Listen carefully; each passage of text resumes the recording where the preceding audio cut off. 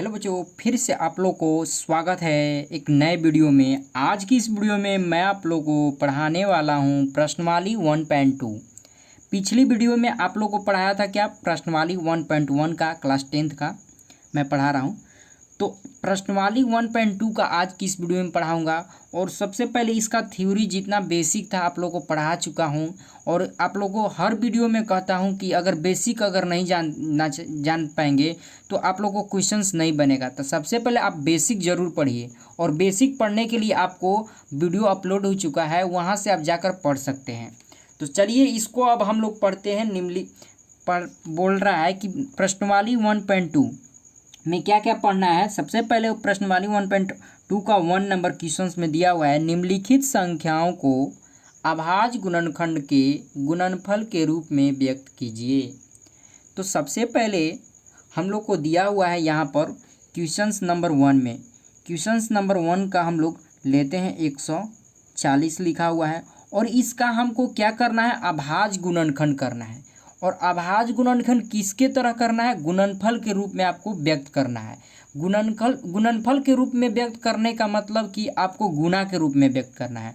अगर मान लीजिए यही आपको बोल दे डायरेक्ट अभाज्य गुणनखंड कीजिए इसका, तो आप डायरेक्ट किसी भी तरह से कर सकते हैं, भागा तरीका से कर सकते हैं। क्योंकि आप ये भी जानते होंगे, पढ़े होंगे कि अभाज्य गुणनखंड इस तरह से भी किया जाता है। जैसे कि मान लीजिए 140 दिया हुआ है, तो 140 कितने बार में कटता है, 2 बार में कटता है, 70 कर दिए। फिर 2 बार में कटता है, 35 कर दिए। फिर कितना बार में कटेगा, 5 से कटेगा। अगर 3 से नहीं कटा तो 5 7 35। इस तरह से आप काटते हैं। जैसे सबसे पहले क्या करते हैं, छोटा रूप लेते हैं, छोटा से लेते हैं, फिर उससे आगे लेते हैं। अगर वो नहीं कट रहा तो फिर आगे संख्या लेते हैं, और इस तरह से करते रहते हैं। और ये 7 हो गया तो 7 से एकम 1 हो जाएगा। तो इस तरह से आपको अभाज्य गुणनखंड कर दी।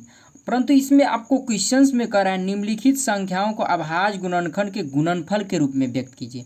अगर मान लीजिए कभी भी एग्जाम में इस तरह से दिया क्वेश्चन और डायरेक्टली आप लोग इस तरह से आप बना लिए, तो आपका क्वेश्चंस जो बनाए हैं ये गलत हो जाएगा आपका। अगर प्रारूप में अगर रियल में आपको देखना है कि इसको क्वेश्चंस के अनुसार, तो आपको ये इस तरह से नहीं बनाना है। अगर पूछे इस तरह से बनाने के लिए गुणनफल के रूप में, तो आप सबसे पहले आप क्या कीजिएगा, इसको सबसे पहले रफ में इस तरह से आप लोग बना लीजिएगा।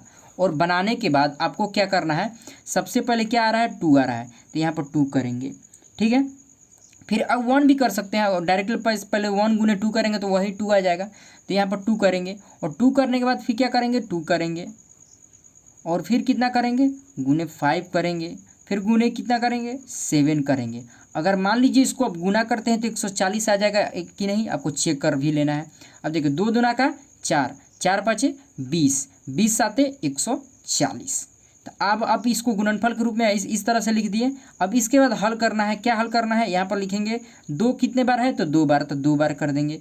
5 कितने बार है, 1 बार है, तो 10 के 10 लिख देंगे। 7 कितने बार है, 10 के 10 लिख देंगे। तो इस तरह से ये मेरा आंसर हो गया पहला नंबर का। ठीक है, अब देखिए दूसरा नंबर कैसे बनाएंगे। दूसरा नंबर दिया है वह है 156। तो 156 अब देखिए इसमें डायरेक्ट आप लोग को बनाने के लिए सिखा रहे हैं, किस तरह से डायरेक्ट बनाइएगा। मान लीजिए ये गुणनखंड नहीं करना चाहते हैं, एग्जाम में अगर फास्ट लिखना चाहते हैं तो किस तरह से कीजिएगा। सबसे पहले ये देखिए ये 2 से कितने बार में कटेगा, 2 से कटेगा कि नहीं, सबसे पहले ये जान लीजिए। आपको 2 से कटने का, 5 से कटने का, 7 से कटने का आपको विभाज्यता का नियम भी पढ़ा है कि किस तरह ये कटता है, किस तरह से उसको काटना चाहिए। आप लोग को बताएं कि 2 से विभाज्यता के नियम, 3 के विभाज्यता के नियम, 4 के विभाज्यता नियम। अगर ये भी वीडियो आप लोग नहीं पढ़े हैं तो हमारे वीडियो में चल जाइए, वहाँ पर आपको विभाज्यता के नियम मिल जाएगा। नहीं तो आपको आई बटन पर भी मिल जाएगा, आप वहाँ से भी कर सकते हैं, नहीं तो डिस्क्रिप्शन बॉक्स में भी मिल जाएगा। तो चलिए इसको विभाज्यता का नियम आप लोग को पढ़ना है। तो देखिए विभाज्यता के नियम आपको, अगर आपको चेक करना है कि ये 2 से कट रहा है कि नहीं, तो आपको 2 के विभाज्यता के नियम क्या पढ़ाए हैं। अगर 2 यहाँ पर 2 4 6 8 0 लास्ट में हो तो क्या वो 2 से विभाजित होगी। तो ये क्या कर रहे हैं, 2 से विभाजित हो जाएगी। तो डायरेक्टली यहाँ पर लिख दीजिए 2 गुने। अब लिखने के बाद इसके बाद क्या कीजिएगा आप यहाँ पर, अब फिर से यहाँ पर क्या कीजिएगा, 2 किए तो अब कितना बार में ये कट रहा है, तो 2 7 14, तो यानी कि 7 बच गया।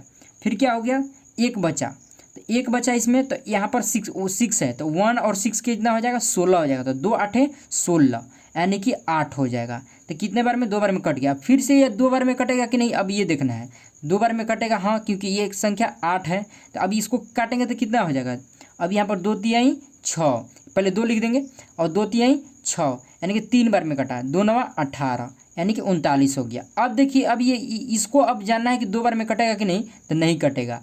अब क्या करेंगे, 3 से काटेंगे। तो 3 का विभाज्यता के नियम आप लोग को पढ़ाए थे क्या, ये दोनों जोड़कर, अगर दोनों हम लोग जोड़ते हैं और क्या वो 3 से विभाज्य, यानी कि 0 और 0 से कट जाए या 3 से, 3 का पहाड़ा के टेबल में आ जाए तो वो संख्या विभाजित होगी 3 से। तो क्या करेंगे, 9 और 3 कितना हो जाएगा, 9 1 10 और 10 और 2 कितना हो जाएगा 12, और 12 3 का पहाड़ा में आता है कि नहीं आता है। 3 दूनी 6, 3 चौके 12, 3 3 3 दूनी 6, 3 के 9, 3 चौके 12, यानी कि ये भी कट जा रहा है, ये भी कट जाता है। यानी कि ये कितना बार में कटेगा, 3 से, 3 एकम 3, तितरी के, अब 3 एकम 3 और तितरी के 9, यानी कि 13 बार में। तो यहाँ से क्या करेंगे, 3 से भी कर देंगे। अब देखिए यहाँ पर 3 से कटेगा, नहीं कटेगा, क्योंकि 3 1 4 हो जा रहा है, ये भी नहीं कटेगा। 4 से भी कटेगा नहीं, 4 से विभाज्यता के नियम भी आप लोग को पढ़ाए हैं। अब देखिए 4 से भी नहीं कट रहा है, 5 से कटेगा, नहीं कटेगा, यानी कि किसी भी संख्या से अब नहीं कटेगा, यानी कि 13 से, जो खुद के नंबर से कटेगा, क्योंकि ये 13 क्या आपका है, आपको संख्या पढ़ाएं कि 13 क्या है, एक आपको आभास संख्या है जो एक या अपने आप से कटती है। तो 13 से कट गया। तो इस तरह से आपका ये हो गया। तो अब ये पर लिखेंगे, इसको सोल्यूशन करेंगे तो 2 का है तो 2 का स्क्वायर करेंगे, फिर क्या करेंगे 3 करेंगे और फिर 13 कर देंगे। तो ये भी मेरा आंसर हो गया। अब चलिए अब इसको फास्टली अब कैसे बनाते हैं, तो फास्टली आप लोग को बताते हैं। अब 3 नंबर क्वेश्चन क्या दिया, 3 8 2 5 दिया हुआ है। तो इसको ज्ञात करने के लिए क्या करेंगे, यहाँ पर लिखेंगे 3 8 2 5। तो आप इसको क्या करेंगे, 2 से विभाजित कर होगा कि नहीं होगा, 3 से होगा कि नहीं होगा। तो पहले देख लेना, 8 दूना का 10, 10 3 13, 13 5 18, 18 हो जा रहा है, यानी कि कितना हो जाए, 3 6 का 18, 3 से कट जाएगा, यानी कि 3 का टेबल में आ जाए, 3 एकम 3 हो जाएगा, 3 दूना का 6, 3 दूना के 6 यहाँ पर हो जाएगा, और 2 कटेगा, 3 7 21 और 3 5 15, यानी कि 1275। अब फिर क्या करेंगे, 3 से कटेगा कि नहीं चेक कर लेना है। क्या हो जाएगा, 3 7 3 10, 10 3 15, यानी कि फिर 3 से कटेगा, 3 चौका 12, 3 दूना का 6 और यहाँ पर 1 बचेगा तो 3 5 15। अब क्या करना है, 6 5 11 नहीं कटेगा। अभी आप इसको क्या करना है, 5 से कटाना है, 4 से भी नहीं कटेगा, 5 से कटाना है। तो 5 8 40 होता है, अब 5 8 25 होता है। फिर 5 से कटेगा कि नहीं, कटेगा, 5 एकम 5 और 5 7 35, यानी कि 17 बार में। अब 17 से कटेगा 1 बार में। इस तरह से आपको काट लेना है, देख सकते हैं इसको, इस तरह से आप लोग को काट लेना है। काटने के बाद आपको क्या करना है, अब 3 8 2 5 को क्या करना है, 3 गुने 5 गुने क्या कर देना है 17, इस तरह से लिख देना है। तो अब इसको सोल्यूशन करेंगे, 3 का स्क्वायर 2 बार है, 5 कितने बार है 2 बार है, तो 5 का स्क्वायर गुने 17, ये मेरा आंसर हो गया 3 नंबर का। अब देखिए 4 नंबर बनाते हैं, ठीक है, 4 नंबर बनाते हैं। तो 4 नंबर किस तरह से बनेगा, 4 नंबर क्वेश्चंस दिया हुआ है 5 0 0 0 5, ये क्वेश्चंस दिया हुआ है। तो सबसे पहले हम लोग क्या करेंगे, यहाँ पर इसको सबसे पहले क्या करेंगे, 5 0 0 5 को कर लेंगे हल, रफ वर्क में इसको सबसे पहले हम लोग कर लेते हैं।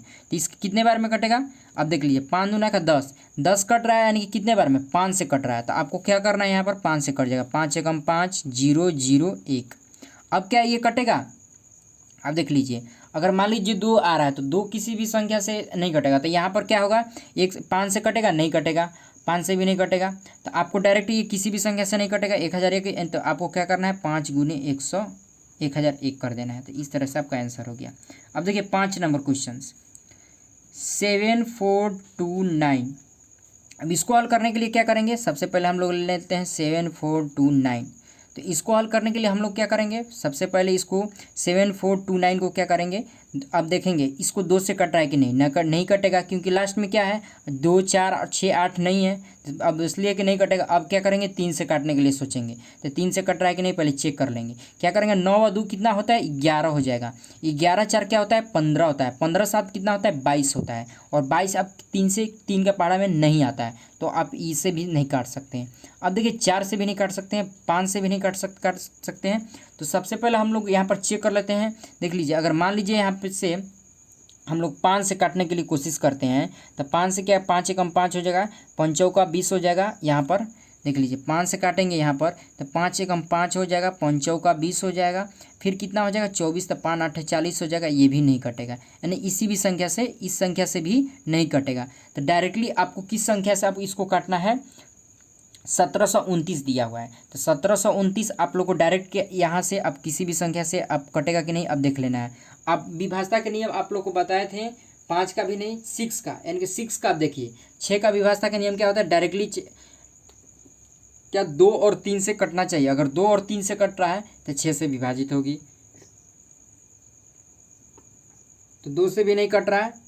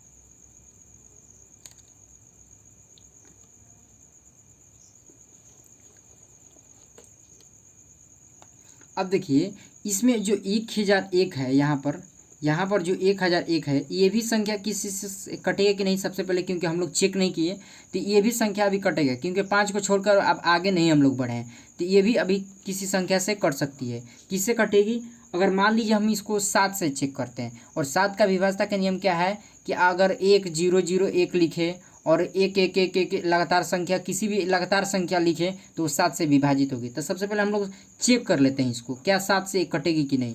तो काटने के लिए इसको क्या चेक करेंगे, तो 7 से करेंगे तो 7 एकम 7, यहाँ पर 3 हो जाएगा, तो 7 चौका 28 और 7 तिरिके 21, यानी कि कट जा रहा है। अब क्या करेंगे, यहाँ पर 143 आ गया, और 143 को सबसे पहले हम लोग चेक करेंगे किससे, 7 से, 8 से नहीं कटेगी, 9 से भी नहीं कटेगी, 10 11 11 से मान लीजिए चेक करते हैं, तो 11 है कम 11, फिर कितना हो जाएगा 3 हो जाएगा, 11 तिया 33, यानी कि 11 थे। तो ये क्या हो जाएगा, इस तरह से इसको लिख सकते हैं। यहाँ पर 5005 को हम डायरेक्ट लिख देते हैं 5 गुने 7 गुने 11 गुने 13।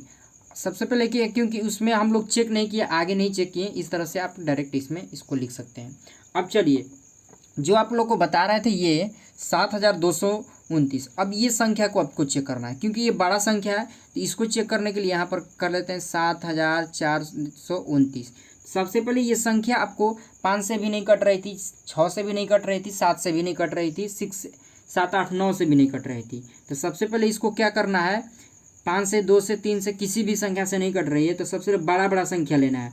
7229 जो दिया हुआ है, अगर मान लीजिए हम 17 से विभाजित करवाते हैं, कितना से, 17 से, तो डायरेक्टली ये कट जा रही है, कितना से, 17 कम 17 34, 17 चौके 68, 17 चौके 68, यानी 4 बार में, और फिर 68 हो गया तो 3 यानी 17 34 51, और फिर 51 17 17 7 बार में कट जाएगी, यानी कि 437 हो जाएगी। और फिर क्या करेंगे, अब 19 से काटेंगे इसको, अगर 19 से यहाँ पर कट रही है तो काटेंगे, पहले चेक करेंगे तो 19 से कट जाएगी कि नहीं। तो अगर हम 437 है, अगर 19 से इसको भाग देते हैं तो कितना बार में कटेगी, 19 19 दूनी 38, 2 बार में, और कितना हो जाएगा 38, तो 38 और 2 5 57, यानी कि 19 चौके 19 तिया 57, यानी कि 23 बार में। तो डायरेक्टली इसको क्या कर सकते हैं, हम यहाँ पर लिखेंगे 5 नंबर क्वेश्चन 7229 को हम लिखेंगे 17 गुने 19 गुने 23। तो आपका प्रश्नवाली 1.2 का 1 नंबर क्वेश्चंस पूरा इसको सोल्यूशन कर दिए। 5 क्वेश्चंस था, 5 क्वेश्चंस आप लोग को इसमें बता दिए। अब चलिए आगे पढ़ते हैं 2 नंबर क्वेश्चंस। 2 नंबर क्वेश्चंस को कैसे सोल्व किया जाएगा, ठीक है।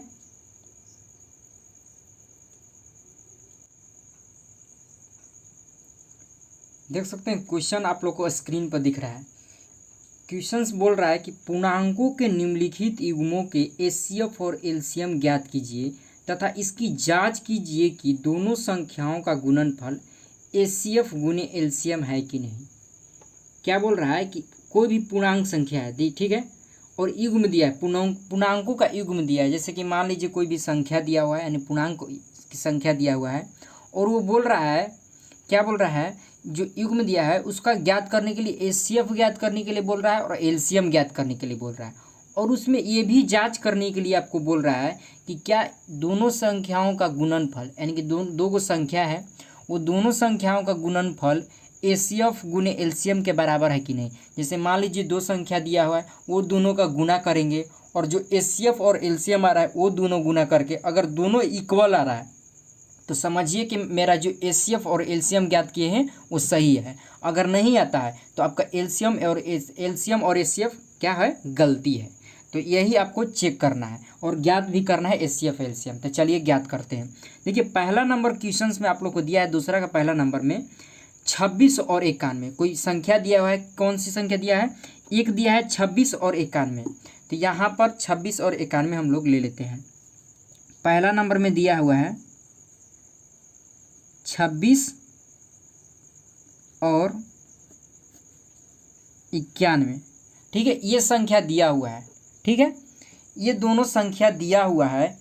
ये दोनों संख्याओं का हम लोग को क्या ज्ञात करना है, एलसीएम ज्ञात करना है और एचसीएफ ज्ञात करना है। और एलसीएम और एचसीएफ ज्ञात करने के लिए आप लोग को बहुत तरीका इसमें बताया हूँ। जैसे कि एचसीएफ आप ज्ञात करने के लिए कैसे करते थे, यूक्लिड विभाजन करते थे, परंतु वो क्या होता था, यूक्लिड विभाजन में आप ज्ञात कर लेते थे।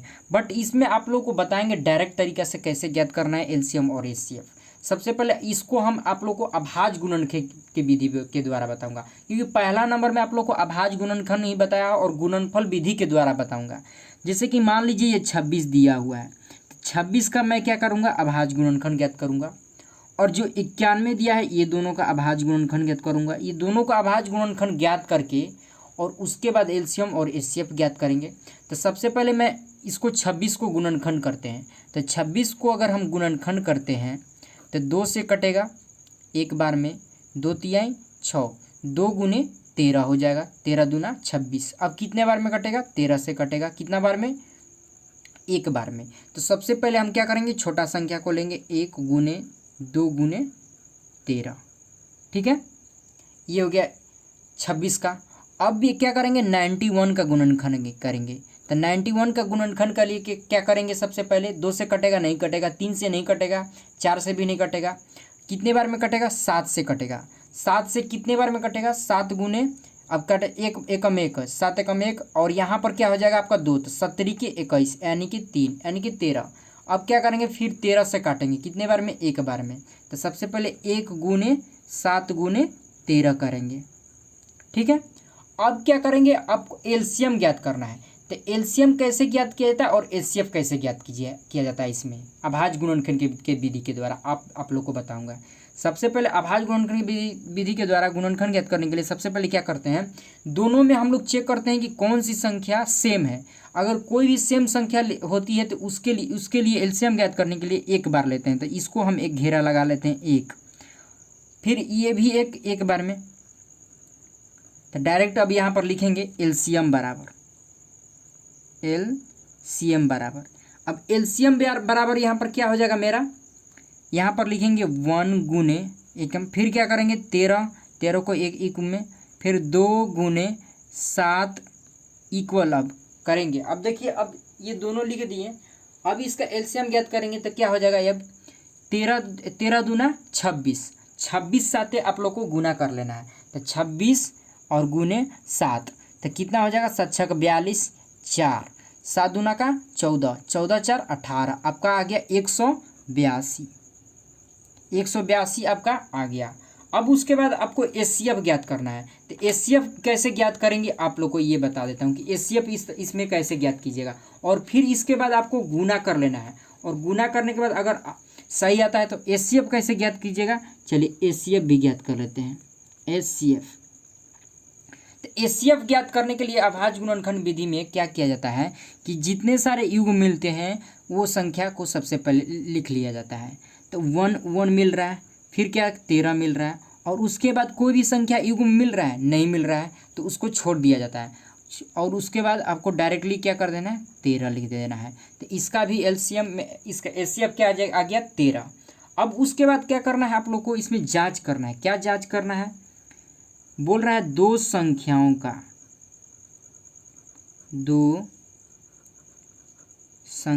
का गुणनफल क्या होना चाहिए, एलसीएम और गुणे एचसीएफ होना चाहिए, ये बोल रहा है। तो मेरा एलसीएम क्या आया है, यहाँ पर देख सकते हैं 182, और एचसीएफ क्या आया है 13, और दो संख्या क्या दिया हुआ है मेरा, 26 दिया हुआ है, फिर क्या दिया हुआ है, 91 दिया हुआ है। अब आपको क्या करना है, ये दोनों एलएचएस साइड और आरएचएस साइड दोनों अगर इक्वल आ गया तो समझ जाएंगे कि आपकी जो संख्या, जो एलसीएम और एचसीएफ ज्ञात किए हैं वो सही है। तो सबसे पहले मैं क्या करता हूँ, 26 गुने 91 करता हूँ। तो जैसे मान लीजिए 26 गुने 91 करेंगे तो कितना आएगा, तो 26 गुने 91 करेंगे तो यहाँ पर डायरेक्टली यहाँ पर गुना करते हैं, देख लीजिए 26 गुने 91, तो 91 गुने 26 तो कितना हो जाएगा, यहाँ पर 6 से कटेगा, 6 9 6 54, फिर कितना हो जाएगा 2 18, कितना हो जाएगा 6 6 8 4 12 1 13 2, यानी कि 23 66। तो यहाँ पर 23 66 लिख देते हैं, ठीक है 23 66। अब इक्वल करेंगे, 182 गुने 13 करेंगे तो 182 गुने 13 कर देते हैं, तो कितना बार में, 6 बार में 24, फिर 3 2 5, फिर 182 हो जाएगा, 6 6 8 4 12 1 13, फिर 23। यहाँ पर भी आ गया मेरा 23 66। तो क्या हो गया मेरा, एलएचएस और आरएचएस क्या हो गया, दोनों इक्वल हो गया। तो इस तरह से आप दिखा सकते हैं। तो ये आप जो सॉल्यूशन किए हैं आप लोग, ये सही है, जो एलसीएम और एचसीएफ याद कर किए हैं सही है।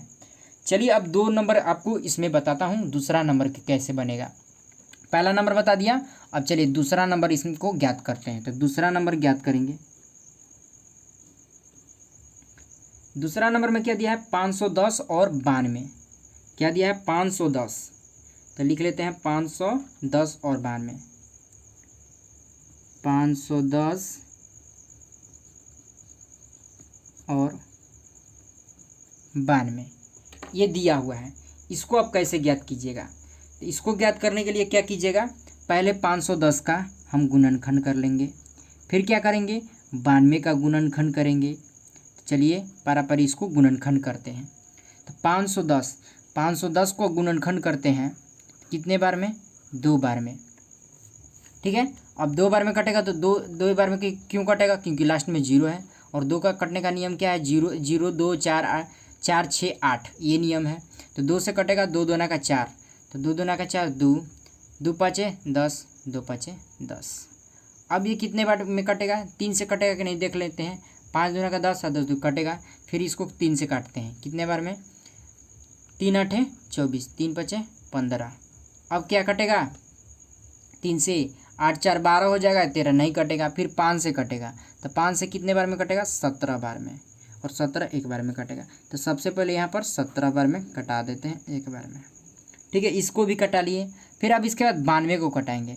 अब 92 को कितने बार में कटेगा ये देखना है कि 9 और 1 11 हो जाएगा, तो 11 कटेगा 3 से नहीं कटेगा, 2 से कटेगा, हाँ 2 से कटेगा क्योंकि लास्ट में 2 है। तो सबसे पहले 2 से हम लोग काटते हैं, तो 2 से काटेंगे तो 2 चौका 8 2 छक 12, फिर 2 से कटेगा, हाँ कटेगा 32, 2 और 6 23 बार में कटेगा, ठीक है, सॉरी 23, फिर कितने बार में, 23 कटेगा, कितने बार में, किसी बार में 23 से कटेगा तो 1।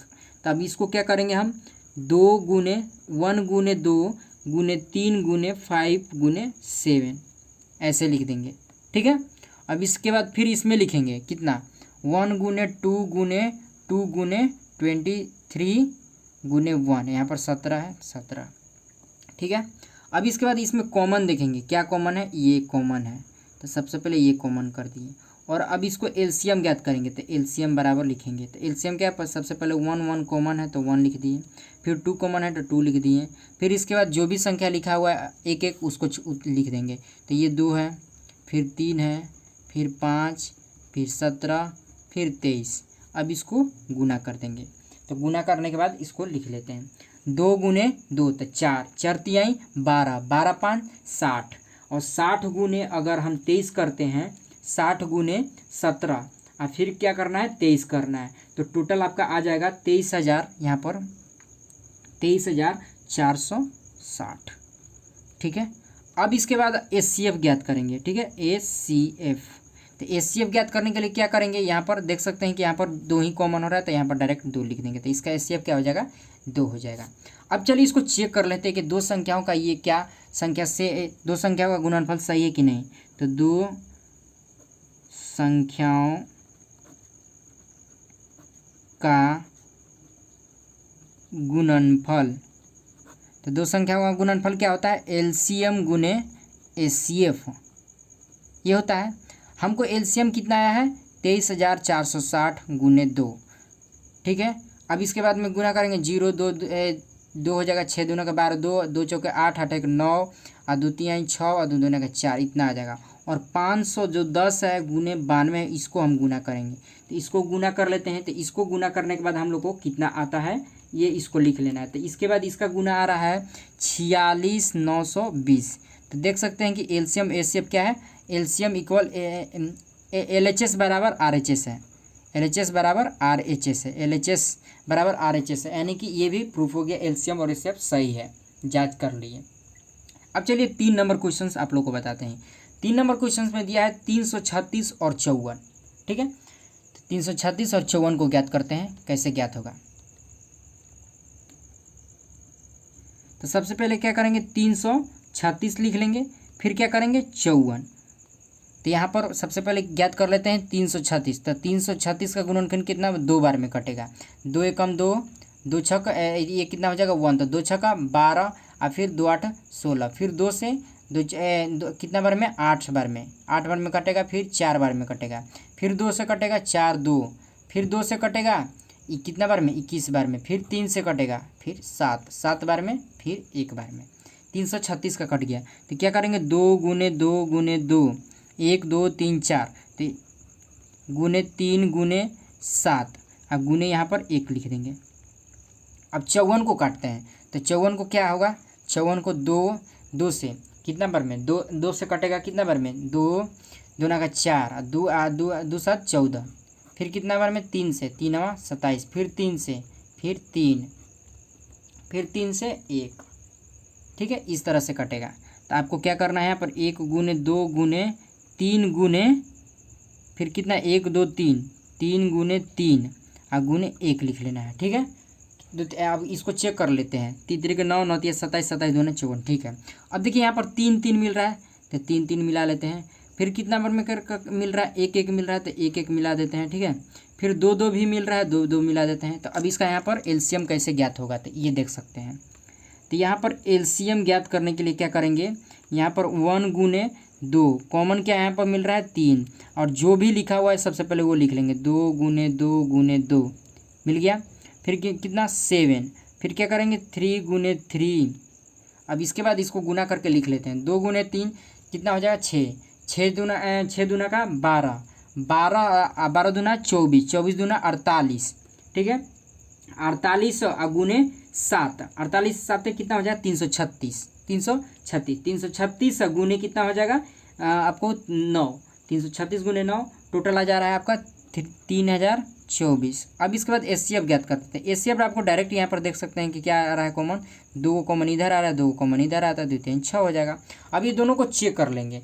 तो सबसे पहले हम लोग को यहाँ पर इक्वल कर लेते हैं कितना 30 26 24 गुने 6 गुना करते हैं। ठीक है, और यहाँ पर हम लोग गुना करेंगे कि कितना बार में 336 गुने 54। तो सबसे पहले 324 गुने 6 कर लेते हैं, तो कितना आ जाता है आपको, आ जा रहा है 163 296। यहाँ पर आ रहा है इसका 163 296, और इसका गुना करने पर कितना आ जाएगा 336 गुने 54। अगर गुना करते हैं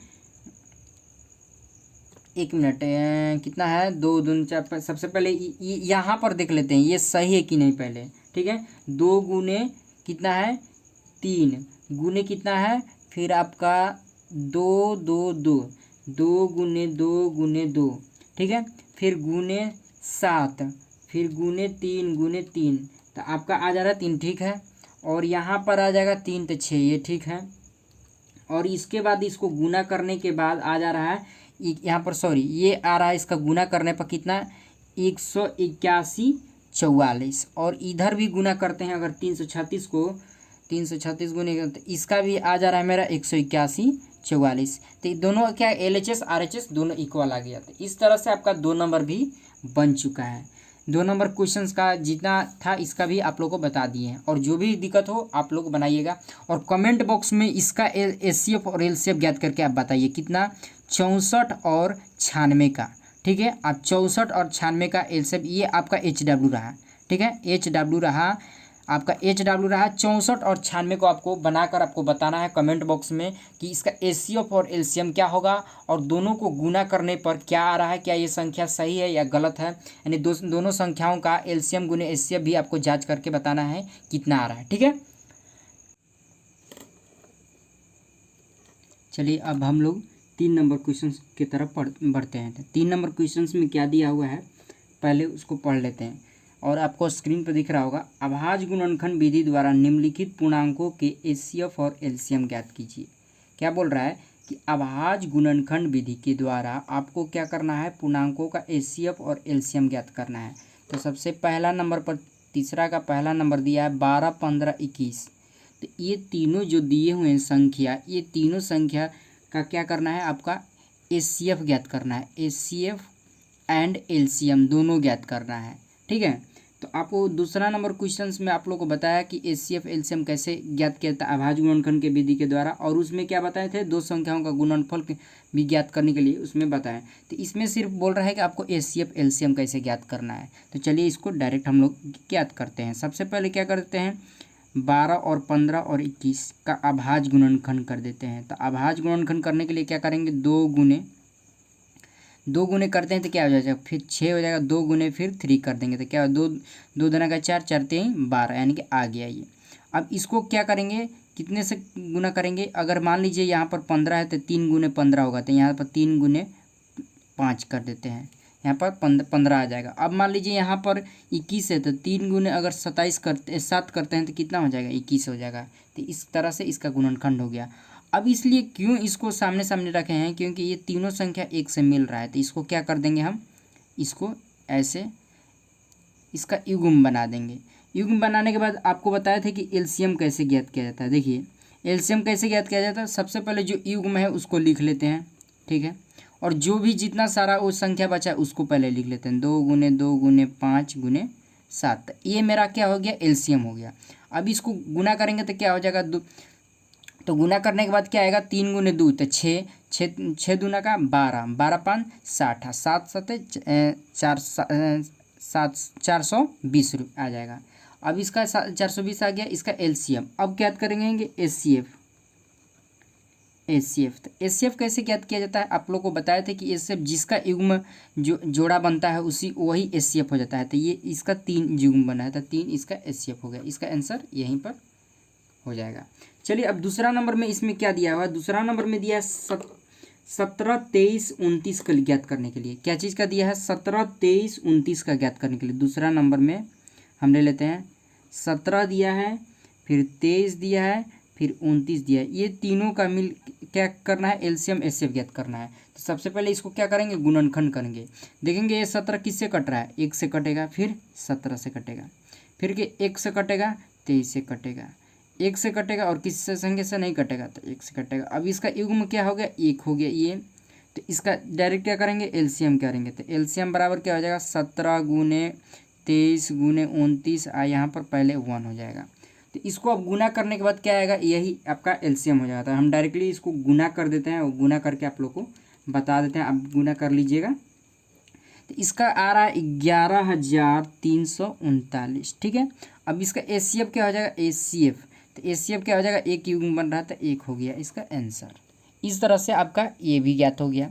अब चलिए तीसरा नंबर की तरफ बढ़ते हैं कि तीसरा नंबर क्वेश्चन में क्या दिया है। तीसरा नंबर ऑप्शन क्वेश्चंस के तीसरा में क्या दिया है, 8 दिया है, फिर 9 दिया है, फिर 25 दिया है।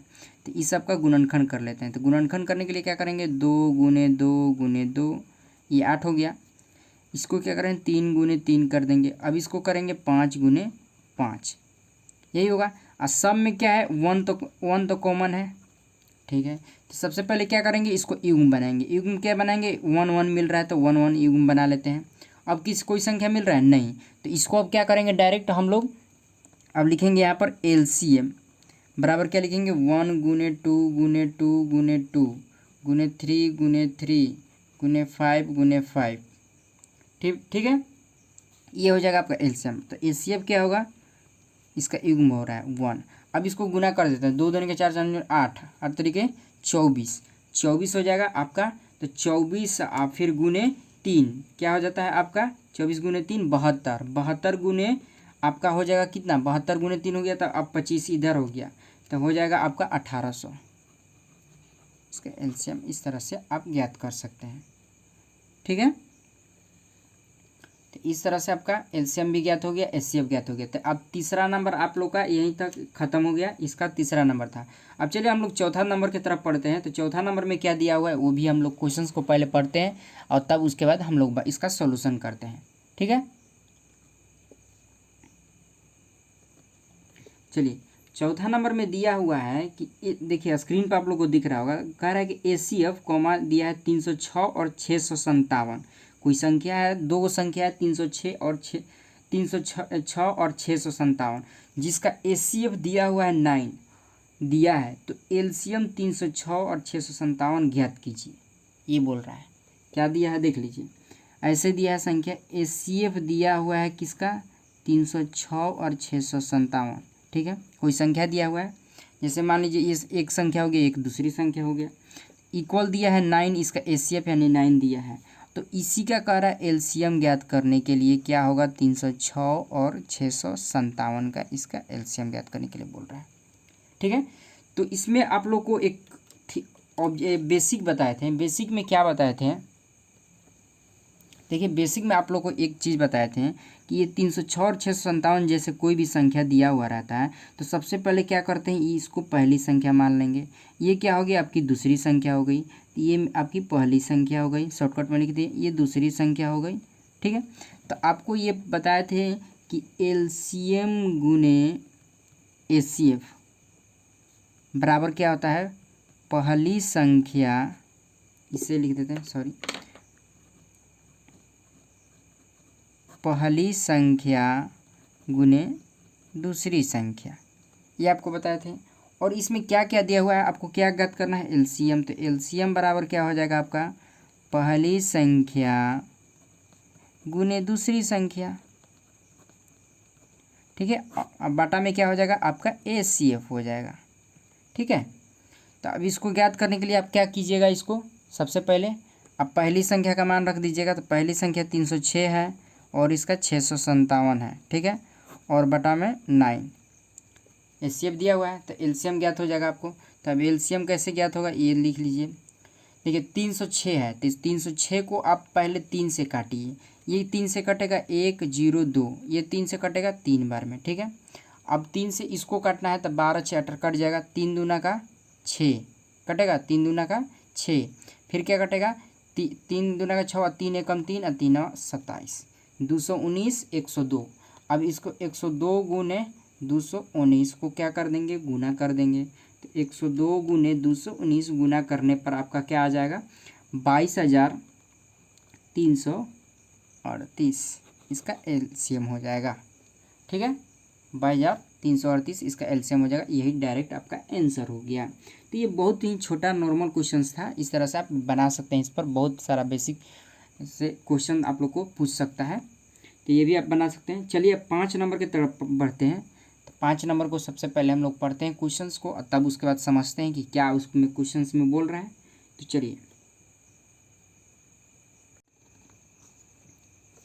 चलिए आपको 4 नंबर क्वेश्चंस तो पहले बता दिया। अब देखिए 5 नंबर क्वेश्चंस में आप लोग को क्या दिया हुआ है। बोल रहा है कि जांच कीजिए कि क्या किसी प्राकृत संख्या n के लिए संख्या 6 के पावर n अंक 0 पर समाप्त हो सकती है। ये बोल रहा है कि क्या 0 पर समाप्त हो सकती है कि नहीं। जैसे मान लीजिए कोई भी संख्या 6 के पावर n के रूप में होगा, अंक और 0 पर समाप्त हो सकती है कि नहीं, ये बोल रहा है। तो सबसे पहले अगर 0 पर समाप्त करनी हो तो उसके लिए सबसे पहले आप जानते हैं कि कोई भी संख्या अगर 0 पर समाप्त करने के लिए आपको क्या होना चाहिए, उसका फैक्ट अगर गुना करते हैं, उसका गुणनखंड करते हैं, तो वो क्या होना चाहिए, दहाई 10, यानी कि लास्ट में क्या संख्या, जीरो आना चाहिए। यानी जीरो कब आएगा, अगर जीरो कब आएगा, या तो 1 गुने जीरो होगा। अगर 1 गुने जीरो हो गया तो ये जीरो तो कोई भी संख्या ना, नन संख्या है। तो सबसे पहले अगर 1 गुने 2 करेंगे तो ये भी जीरो पर समाप्त नहीं होगी। तो सबसे पहले हम क्या करेंगे, 2 गुने 5 अगर करते हैं, ठीक है, तो ये 10 होती है। 10 होती है तो लास्ट वाली इकाई वाली की संख्या क्या चीज़ समाप्त होती है, जीरो पर समाप्त होती है।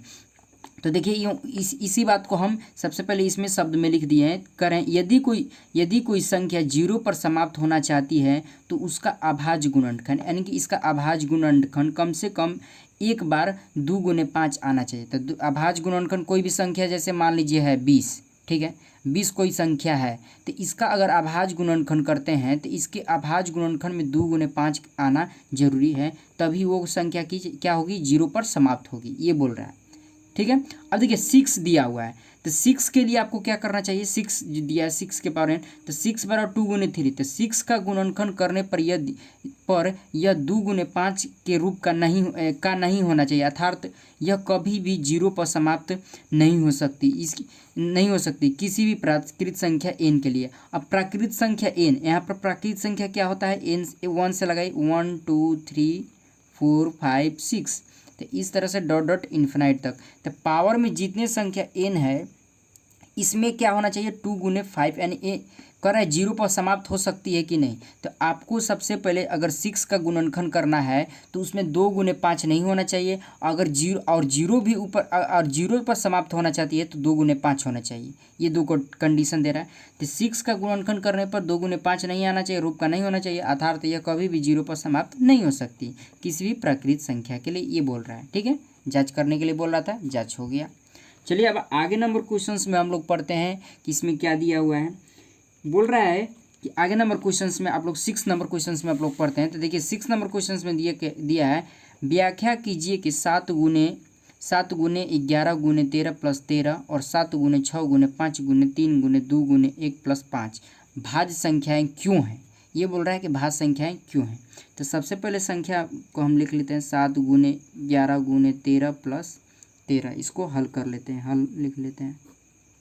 ठीक है, और एक क्वेश्चन इधर दिया हुआ है 7 गुने 6 गुने 5 गुने 4 गुने 3 गुने 2 गुने 1 प्लस 5। ठीक है, और बोल रहा है भाज्य संख्या। तो सबसे पहले हम लोग जानेंगे कि भाज्य संख्या किसे कहते हैं। तो आपको बताए थे भाज्य संख्याएं किसे कहते हैं, जो एक या एक से अधिक किसी भी एक अतिरिक्त संख्या से कटे, या भाज्य संख्या को आप रूट संख्या भी कह सकते हैं, यौगिक संख्या भी कह सकते हैं। तो सबसे पहले भाज्य संख्या को जानने से पहले भाज्य संख्या है एक और तरीका से आप जान सकते हैं कि भाज्य संख्याओं को क्या कहते हैं। तो भाज्य संख्याओं को आप इस तरह से भी डिफाइन कर सकते हैं कि कोई भी संख्या जो है उसका कम से कम 3 फैक्टराइजेशन हो, यानी कि 3 फैक्टर में कटे। 3 फैक्टर यानी कि मतलब जैसे कि मान लीजिए ये 4 होगी, जैसे ये 4 हो गया, 4 हो गया तो ये किससे कट सकती है, 2 से भी कट सकती है। ये किससे कट सकती है, 4 से भी, खुद नंबर से भी कट सकती है, और ये 1 से भी कट सकती है। यानी कम से कम आपको 3 संख्या से कटनी जरूरी है। आपके गुणनखंड में कोई भी संख्या में कम से कम 3 का आना जरूरी है। और ये सबसे पहले ये भी आप लोग को बताया थे कि सबसे छोटी भाज्य संख्या क्या है, 4 है, और अभाज्य क्या है, 2 है। ठीक है, तो चलिए इसको सबसे पहले हम लोग हल करते हैं। भाज्य संख्या जान गए, तो चलिए सबसे पहले क्या करेंगे, 7 गुने 11 गुने 13 प्लस 13 है। तो सबसे पहले इसमें देखेंगे कॉमन क्या है, तो कॉमन 13 का कॉमन हो रहा है। तो क्या करेंगे 7 गुने 11, और यहाँ पर क्या है 1 है तो छोड़ देते हैं, फिर यहाँ पर 1 आ जाएगा। ठीक है, अब क्या करेंगे 13 गुने क्या करेंगे 77 प्लस 1 78 हो जाएगा, और 78 हो गया। तो 13 गुने 78 अपने से आप से क्या कर सकते हैं, इसको 1 से भी गुना कर सकते हैं। तो ये देख सकते हैं कि इसमें गुणनखंड में कोई भी संख्या आप किए हैं तो इसका गुणनखंड क्या आ रहा है, 3 गुणनखंड हो जा रहा है, एक ये और एक ये। तो इसका मतलब कि ये संख्याएँ क्या है, भाज्य संख्या है। ठीक है, गुणनखंड जो किया हुआ है भाज्य संख्या है। अब चलिए इसको ज्ञात करते हैं। तो इसको ज्ञात करने के लिए इसमें भी देख सकते हैं कि कोई कॉमन मिल रहा है कि नहीं। तो सबसे पहले देख सकते हैं कि इसमें 5 मिल रहा है, इसमें भी 5 मिल रहा है। तो क्या करेंगे 5 को कॉमन कर लेंगे, और डायरेक्टली 7 गुने 6 गुने 4 गुने 3 गुने 2 गुने 1 प्लस 1 कर सकते हैं। अब इसको क्या करेंगे, गुना करेंगे। तो गुना करने के बाद क्या करेंगे, 7 छक 42। अब इसको गुना करेंगे, 2 गुने 3 6, 6 के 36, और 36 और 7 कितना हो जाए, 36 चौके हो जाएगा आपका, और फिर गुने 7, तो आपका टोटल आ जाएगा 1008। ठीक है, तो 1008 अब प्लस 1 है तो 1009, तो यहाँ पर हो जाएगा 5 गुने 1009। और अपने आप से भी इसमें भी 1 से हम गुना कर देते हैं, तो देख सकते हैं इसमें भी 3 फैक्टराइजेशन हो चुका है। फैक्टर यानी कि तीन गुणनखंड आ गए हैं, तो ये भी क्या हो गया, आपके भाज्य संख्याएं हो गए। ठीक है, अब चलिए आगे नंबर क्वेश्चंस में बढ़ते हैं हम लोग। 6 नंबर तो आप पढ़ लिए, अब 7 नंबर क्वेश्चंस पढ़ते हैं, ये जो कि आपके प्रश्नवाली 1.2 का लास्ट क्वेश्चन है, और इसको बहुत ही ध्यान से आप लोग को करना है। तो उसमें क्या बोल रहा है कि किसी खेल के मैदान के चारों ओर, आपको स्क्रीन पर दिख रहा होगा, किसी खेल के मैदान के चारों ओर एक वृत्ताकार पथ है। इस मैदान का एक चक्कर लगाने में सोनिया को 18 मिनट लगते हैं, जबकि इसी मैदान का एक चक्कर लगाने में रवि को 12 मिनट लगते हैं। मान लीजिए वे दोनों एक ही स्थान और एक ही समय पर चलना प्रारंभ करके एक ही दिशा में चलते हैं, तो कितने समय बाद वो पुनः प्रारंभिक स्थान पर मिलेंगे, ये बोल रहा है। ठीक है, तो सबसे पहले इसको हम क्या करेंगे, सबसे पहले इसको हम इसका पढ़कर इसका ग्राफ बनाएंगे। सबसे पहले इसका जो ग्राफ है यानी कि जो पिक्चर है वो पहले बनाएंगे, इसका फिगर बनाएंगे। बोल रहा है कि किसी भी खेल के मैदान के चारों ओर एक वृत्ताकार पथ है, जैसे कि मान लीजिए वृत्ताकार पथ हो गया। ठीक है, ये वृत्ताकार पथ है। इस मैदान के एक चक्कर लगाने में सोनिया को, किसको, सोनिया को कितने मिनट लगते हैं, 18 मिनट लगते हैं। ये पूरा चक्कर लगाने में इसको 18 मिनट लगते हैं। ठीक है, और क्या बोल रहा है, जबकि इसी मैदान के एक चक्कर लगाने में रवि को, किसको, रवि को 12 मिनट लगते हैं। ठीक है, 12 मिनट लगते हैं। तो मान लीजिए वे दोनों एक ही स्थान पर और एक ही स्थान पर, यानी कि मान लीजिए जैसे ये सोनिया है और रवि है, मान लीजिए ये इस स्थान से, ठीक है, कोई भी स्थान से, एक ही स्थान से और एक ही समय पर चलना प्रारंभ करते हैं, तो वो एक ही दिशा में चलते हैं, तो कितने समय बाद वो पुनः प्रारंभिक स्थान पर यानी कि यहीं पर मिल जाएंगे। ठीक है, जैसे मान लीजिए इस तरह से चलना स्टार्ट किए, ठीक है, या इस तरह से चलना स्टार्ट किए, तो कितने टाइम के बाद ये एक ही स्थान पर फिर से मिलेंगे। ठीक है, तो सबसे अपने प्रारंभिक स्थान पर मिलेंगे। तो इस क्वेश्चन को बनाने के लिए आपको इसमें एलसीएम का यूज किया जाता है। तो एलसीएम जैसे सोनिया का 18 मिनट लग रहा है और रवि का कितना मिनट लग रहा है, 12 मिनट लग रहा है। ठीक है, तो 18 और 12 को हम लोग क्या करेंगे, इसका एलसीएम ज्ञात करेंगे। तो एलसीएम कैसे ज्ञात करेंगे, 18 का गुणनखंड कर देंगे और इसमें क्या करेंगे, 12 का गुणनखंड कर देंगे। तो 18 का गुणनखंड करने के लिए 2 गुने कितना करेंगे, 3 गुने 3 कर देंगे। 3 के 9 और 9 दूनी 18। अब इसमें क्या करेंगे, 2 गुने 6 हो जाएगा, 3 और गुने क्या हो जाएगा, 2 हो जाएगा। पहले 2 करेंगे, फिर 2 गुने क्या करें, 2 करेंगे, फिर 3 करेंगे, तो क्या हो जाएगा, 2 2 4 6। अब इसमें क्या कॉमन मिल रहा है, ये कॉमन मिल रहा है, 2 कॉमन मिल रहा है, इसमें 3 कॉमन मिल रहा है। तो अब इसका गुण एलसीएम बराबर लिखेंगे, 2 गुने, अब कॉमन क्या है, 3 है, फिर यहाँ पर 3 है, फिर क्या है, 2 है, तो 2 दूना का 4 हो जाएगा। आपका इधर क्या हो जाएगा, 4 1 9 36। तो आपका टोटल इसमें कितना मिनट लग रहा है, 36 मिनट के बाद ये पूर्ण अपना प्रारंभिक स्थान पर पुनः आप मिल जाएंगे। ठीक है, तो ये क्वेश्चंस भी आप लोग का खत्म हो गया। प्रश्नवाली 1.2 का सारा क्वेश्चंस खत्म हो गया। अब आगे की वीडियो में मैं आप लोग को प्रश्नवाली 1.3 करवाऊँगा। और वीडियो अच्छा लगा तो वीडियो को जरूर लाइक कीजिएगा, और हमारे चैनल पर नहीं होंगे तो चैनल को जरूर सब्सक्राइब कीजिएगा। अगर हमारे चैनल पर नहीं होंगे तो चैनल को जरूर सब्सक्राइब कर दीजिएगा। और जो भी ये वीडियो आप देख रहे हैं अच्छा लगे तो आप भी शेयर कीजिए दूसरे को भी, और वो भी पढ़ सके ऐसी वीडियो को। तो चलिए इस वीडियो को यहीं तक अंत कर